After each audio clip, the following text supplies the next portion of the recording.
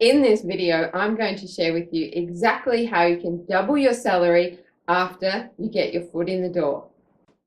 Hi, I'm Jacqueline Pigdon and welcome to the first video in my free 3-part video series. I'm so excited to have you here. Some of the stories, the tips and the insights I'm going to share with you in this free video series, I've spoken about with my top clients on stage, all sorts of places, and I'm so excited to bring them finally to you as well on these videos. So in this video, I'm going to share with you 4 things that you need to have in place before you can even think about asking your boss for a massive pay rise. Secondly, I'm going to share with you my story of when I successfully did this too. So what does getting your foot in the door actually mean? Well, many people say this when they would like to get into a company or a business, work for someone, and they're prepared to negotiate their salary by getting themselves in the door to prove themselves first on a lower salary with hope that they'll provide great value and then have an opportunity to negotiate their salary. Now, the first thing that you need to have in place before you actually place your first foot in that door of that company or business you're about to start work with is ensure that you've communicated with your boss or your recruitment agent or whoever it might be that this is just a trial period, that you're prepared to go into that business, provide the utmost of value possible on a lower salary, but it's going to be renewed. So you decide on that period of time. It might be 3, 6 months, or in 12 months, once you've really proved yourself and made a massive impact. Then in the long term, you need to decide when you would like to have that negotiation of your salary and put in place up front. Now, if you're already in the company and you've been waiting for a salary increase for a long time, it's okay. You can do this now as well. You can have a one-on-one with your boss and bring it up and say, I would like to have a review of my salary. Can we please schedule a meeting to discuss? And then you're setting a time where you can put these other tips that I'm about to share with you in place and ready for your negotiation. So that's the first thing. Have a time frame, make it clear from the very beginning. Step 2 is do your all-time best work possible. Every minute that you are there at work, once you have your foot in the door, do your best work. That's all we can ask for. Be focused, be diligent, and just follow through on everything you need to do. Make sure you know what it is that you need to do as well. Be clear on your job description, what your objectives are, so you can go straight forth, laser focus, and do your best work. Doing your best work doesn't mean being slack, late, mucking around. There is an element, a big one, about your attitude that you bring to work and getting along with your team and colleagues, which is fantastic. So there's no gossiping, there's no wasting time. There is time building rapport with your new team, but make sure your work will speak for itself. The next thing you need to have in place before you get into that meeting of negotiating your salary is you need to be able to clearly articulate and demonstrate your value. So this means that as you've been working, once you get your foot in the door, you need to identify specific things on how you've made a difference in that business or company. For example, maybe you did an analysis which saved the company $50,000. If so, put that into an example that you're clearly demonstrating that since you've come into the position, you've put this and this and this in place and it saved the company $50,000. Perhaps you were working on another project that gave peace of mind. Maybe the business was at risk with legal complications, perhaps with IT software licensing. You could see your boss was very concerned about this issue. So you can utilize this as another example in your meeting. You can say, before I started in this company, there was risk of being under license for our IT products and software. Since I came in, I worked on this project, I did A, B, and C, and now we are no longer at risk. All our licensing is correct and covered. That will give your boss peace of mind. Another tick.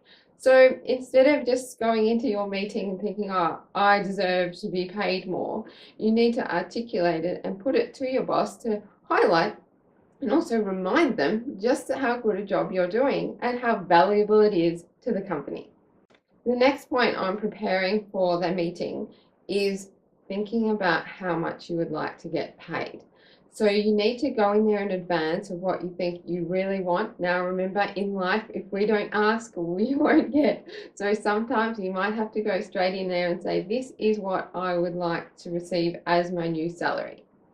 Then you also need to know what the minimum negotiation point that you would like to settle on. So you're already prepared and you're not going to be there in the meeting thinking, oh, am I going to take this? Is this good? I haven't thought about it. You've already thought about it in advance, thinking if they propose this back to me, will I say yes or will I say no? And sometimes you might get an outright no. Perhaps you've set all this up, you've done your pre-meeting preparation, and you've worked so hard, you've given great value, but your boss is just saying no. Perhaps they don't see the value or they just don't have the budget right now. You need to think about those things before. Would you like to still stay at the company because you can see great things happening, or you're just going to carry on your current salary and perhaps look for something better? If you think about all of these things in advance, it makes that meeting much easier. So now it's time to share with you my story on how I doubled my salary after I got my foot in the door. This story comes from my corporate IT days. So there I was one day. I had just returned from working in London in corporate IT for 2.5 years. And I've been traveling, I'd had about 9 months. I thought it's time, I'm back in Melbourne and Geelong, I would like to start work again. So I engaged with a few recruitment agencies. And I had one particular meeting where I sat down and I had my CV presented and asked all the usual questions. And this agent said, well, you're asking a little bit too much there. What I can get you is basically what he was saying as far as salary was concerned and job opportunities, pretty much the same as I had left on 2.5 years before. And I thought, okay, fair enough, jobs change, market changes, etc., etc.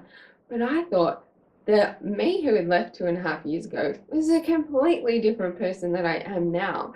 My international experience, projects I'd worked on, particularly my personal development, my spiritual guidance, my insights, the transformation I had had over there, I thought is so much more valuable than what I used to produce in Melbourne before I left. So it was a little bit of a shock for him to come and say, this is all I can get you. But that wasn't going to hold me back, of course. And I thought, all right, well, I sat back and waited for a few job offers to come through in the next couple of weeks. And he came back with one. And he said, Jacqueline, if you can just get your foot in the door in this company with one of my biggest clients, if you prove yourself, I'm sure you'll be able to negotiate your salary once you're in there. And I thought to myself, okay, I can do that. So I took the job and he negotiated quite hard. And I went in on a salary that was way lower than my expectations. But again, the purpose, I wanted to get back into the workforce in Melbourne. It had been a while and I was happy to get my foot in the door. So just like I outlined those points, I made sure there was a time frame to negotiate my salary, which was 3 months. Then I worked really hard. I did my all-time best job every day that I was there at work. And then I set the meeting and prepared to what I thought I would like to negotiate for. So the time came around 3 months and my boss at the time was very busy and she kept putting off the meeting. So here we are, we set the intention that we're going to have a salary review in 3 months' time. 3 months was there, popped up my hand and said, let's set the meeting, and it kept getting pushed back. So I thought, right, I'll just sort of keep at it and see when I can get it. It was 5 months. Now, 5 months, I thought, that's it. Like, in that time, I'd found out that an administration girl was on higher salary than I was, and I was a qualified international experienced IT professional. Not to disregard the administration person at all. I think they're hugely valuable and they're excellent to have in the business. And when I found that out, of course, I wasn't like, damn, how'd that happen? It was like, good on her. She's done that, well done. I'm super happy for her, but I'm going to focus on mine and where I would like to go. So that 5 months also gave me 2 extra months to gather up all that evidence and that value and do more work. So when I actually came to the table to outline some of the values and different results that I'd provided for the company, I had an extra 2 months, but that was it. I was not going beyond there, because if you keep getting pushed off, you could be waiting a really long time. So you need to take charge. So anyway, the 5 months came around and I'd spoken with my boss and she knew all the value that I'd provided. This process in this is I needed to go to my agent and talk to him about my new salary, what I thought I would like to have, and then he would go and speak to my boss. So we sat down and I presented and I said, this is what I would like to have. And he said, what? That's double that you're on. And I said, I know. He said, I can't do that. And I said, yes, you can. You just present that. And he said, I can't do that to the client. No one does that. And I thought, yeah, no one does that, but I'm going to do that. I wasn't being greedy. I'd shown and demonstrated my value. I'd got my foot in the door, way lower salary that I'd been on for a very long time. And I was prepared to prove myself. I felt that I'd done that to the utmost and best of my ability. And now it was time to get the rewards.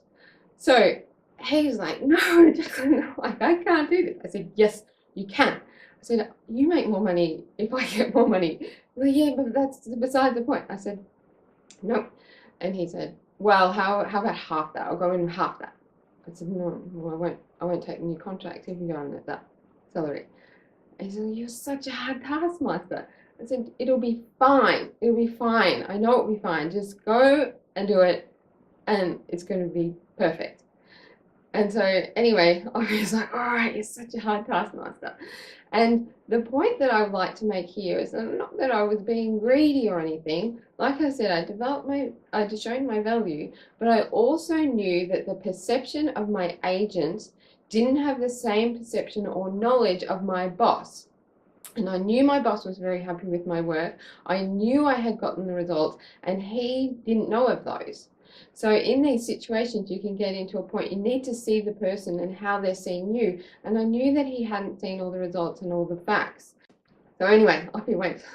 And then he came back at the end of the day and he goes, Jacqueline, I can't believe it. And I said, what? And he looked pretty happy, so I thought it must have gone well. And he said, I proposed to your boss what you were asking, and she's come back and she's given more than you asked for. And I said, really? That's very nice. Thank you very much. I said, see, was that a problem? No, it wasn't. He said, wow. And then I went to explain to him that he hadn't seen, and these are the results and so forth in greater detail. And then he thought, okay, fine. So off we went. So that's my little story of having to be assertive and know who you are, know what your strengths are, what your value is, trying to position and package it in a way that you can articulate it to the people who need to. They're very busy, bosses and directors and so forth of businesses and companies, that sometimes they might not see the value that you're putting forward and producing for the company and the business. So you need to find those things and nicely articulate them. Not a time to be arrogant or be greedy at all, but just going forward and getting what you're worth. So I hope you've liked this video. If you have, please leave some comments below if you've learned anything, if you have any insights, or if you've been in similar situations yourself and how did it go. I would love to hear your story as well. Also, if you have any friends or colleagues who you think would benefit from this video series as well, please pass on the details so they can sign up and I can help them too. So thanks so much for watching. I'm Jacqueline Pigdon from lovemondaysnow.com. My next video is going to be all about what to do when someone takes credit for all your work. So stay tuned for that one, and until then, I hope you have a fantastic day.